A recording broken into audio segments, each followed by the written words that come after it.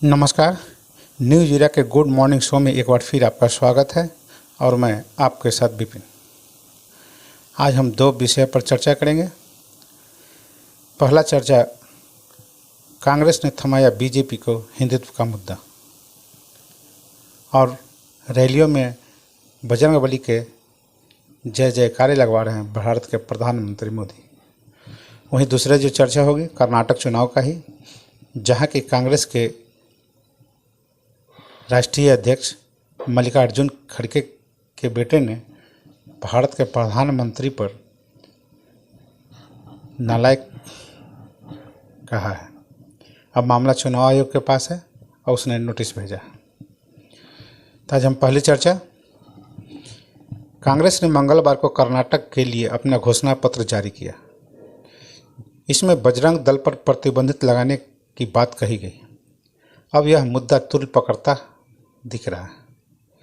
घोषणा पत्र में राम जन्मभूमि आंदोलन के अगुआ हिंदू संगठन की तुलना प्रतिबंधित popular front of India PAFI से की गई है। कांग्रेस के राष्ट्रीय चुनावी वादे से भाजपा को हिंदुत्व का एक बहुत बड़ा मुद्दा मिल गया। खुद प्रधानमंत्री मोदी अपनी रैलियों में बजरंग दल के मुद्दे पर कांग्रेस को घेर रहे हैं। प्रधानमंत्री नरेंद्र मोदी ने बुधवार को कर्नाटक में अपनी तीनों जनसभाओं के दौरान जय बजरंगबली के नारे लगाए।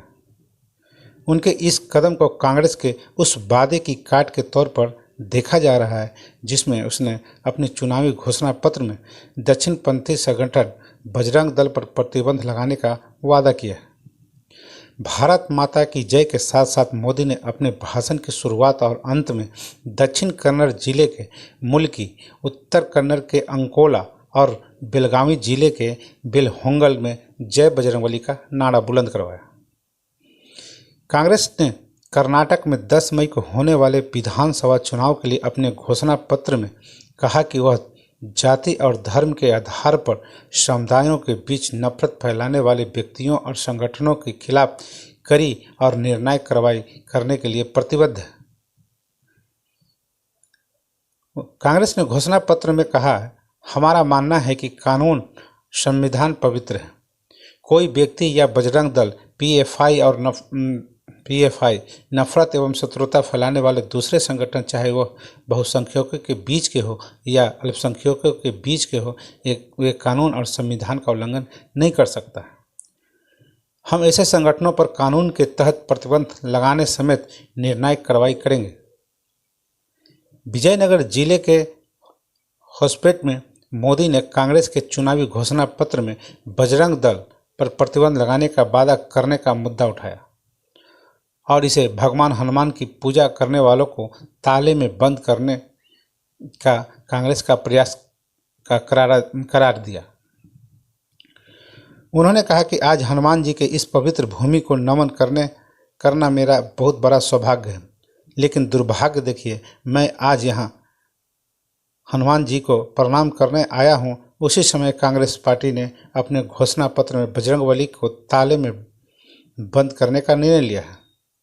उन्होंने कहा कि पहले श्री राम को ताले में बंद किया और अब जय बजरंगबली बोलने वालों को ताले में बंद करने का संकल्प लिया है। यह देश का दुर्भाग्य है कि कांग्रेस पार्टी जय बजरंगबली बोलने वालों से भी तकलीफ हो रही है। राजनीतिक जानकारों का मानना है कि कांग्रेस के घोषणा पत्र ने भाजपा को तटीय क्षेत्रों में भी अपने हिंदुत्व समर्थकों को मजबूत करने का एक और साधन दे दिया है। चिक्कमगलुरु के आसपास के क्षेत्रों और हुबली धारवाड़ क्षेत्र के कुछ हिस्से हैं जहां भाजपा इस मुद्दे को भुनाने की पूरी कोशिश करेगी। कांग्रेस द्वारा PAFI से बजरंग दल की तुलना के साथ भाजपा का हिंदू संगठन समर्थन को वापस लुभाने की कोशिश कर रहा है, जो पार्टी से नाखुश है लेकिन विचारधारा पर मतदान कर सकते हैं। भाजपा नेता का कहना है कि कर्नाटक में कांग्रेस को यह मुद्दा महंगा पड़ेगा। यह पहली बार नहीं है जब कांग्रेस ने बजरंग दल पर प्रतिबंध लगाने का मुद्दा उठाया।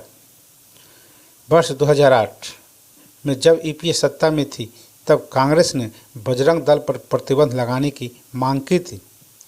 1992 में बाबरी मस्जिद के वंश के बाद बजरंग दल पर प्रतिबंध लगाया भी गया था, जिसे बाद में मामले की सुनवाई के लिए गठित न्यायीकरण के आदेश से हटा लिया गया था। कर्नाटक में विपक्षी दल कांग्रेस द्वारा अपने घोषणा पत्र में बजरंग दल पर प्रतिबंध लगाने की घोषणा के एक दिन बाद दक्षिणपंथी संगठन ने कहा कि उसने बृहस्पतिवार को राज्य में हनुमान चालीसा पाठ आयोजित करने का फैसला किया है। बुधवार को बजरंग दल ने कहा कि वह राज्य भर में हनुमान चालीसा का पाठ आयोजित करेगा। दक्षिणपंथी संगठन ने एक बयान में कहा, यह वह समय है जब धर्म खतरे में है और एक साथ खड़ा होना ही आगे बढ़ने का एकमात्र तरीका है। हमें अपने मतभेदों को परे रखकर धर्म की रक्षा के लिए एक साथ आना चाहिए और हाथ मिलाना चाहिए। अब हम दूसरी खबर पर चर्चा करेंगे, कर्नाटक चुनाव का ही, जहां की कांग्रेस के राष्ट्रीय अध्यक्ष के पुत्र ने पीएम मोदी को नालायक कहा है। ये मामला चुनाव आयोग के पास गया है। चुनाव आयोग ने नोटिस भेजा और जब उनसे जवाब मांगा है। कांग्रेस अध्यक्ष मल्लिकार्जुन खड़गे के बेटे प्रियांक खड़गे को पीएम मोदी पर उनकी टिप्पणी के लिए चुनाव आयोग की तरफ से कारण बताओ नोटिस जारी किया गया। एक चुनावी रैली के दौरान प्रियांक ने पीएम मोदी को नालायक कहा था। इस बयान के बाद कर्नाटक प्रदेश भाजपा ने सोमवार को पूर्व मंत्री प्रियांक खड़गे के खिलाफ चुनाव आयोग में शिकायत दर्ज कराई थी। चुनाव आयोग ने आदर्श आचार संहिता का हवाला देते हुए कहा कि उसे 2 मई को एक शिकायत मिली है, जिसमें प्रियांक खड़गे की तरफ से सार्वजनिक भाषण में पीएम मोदी के खिलाफ अभद्र भाषा का प्रयोग किया गया। नोटिस में नालायक कहे जाने वाले बयान पर प्रकाश डालते हुए कहा कि उक्त भाजपा के वीडियो के आदर्श आचार संहिता के प्रावधानों के आलोक में जांच की गई और निम्नलिखित हिस्से को उल्लंघनकारी पाया गया। चुनाव आयोग ने प्रियांक खड़गे को 4 मई तक का समय दिया है, जिसमें कारण बताना होगा, और कहा कि नोटिस में चुनाव आयोग ने आपको 4 मई 2005 को शाम 5 बजे तक कारण बताना होगा, क्योंकि आपके खिलाफ आदर्श आचार संहिता के उल्लंघन के लिए उचित कार्रवाई नहीं की जाए। ध्यान दें कि निर्धारित समय के भीतर आपकी ओर से अगर कोई प्रतिक्रिया नहीं दी जाती है तो इसी स्थिति में यह माना जाएगा कि आपको इस मामले पर कुछ कहना नहीं है और चुनाव व आपके बारे में कोई और संदर्भ दिए बिना मामले की उचित कार्रवाई का निर्णय करेगा।